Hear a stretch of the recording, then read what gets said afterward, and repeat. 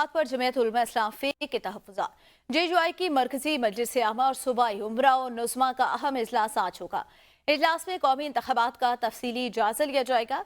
असम्बलियों में बैठने या ना बैठने से मुतालिक फैसला भी एजेंडे में शामिल।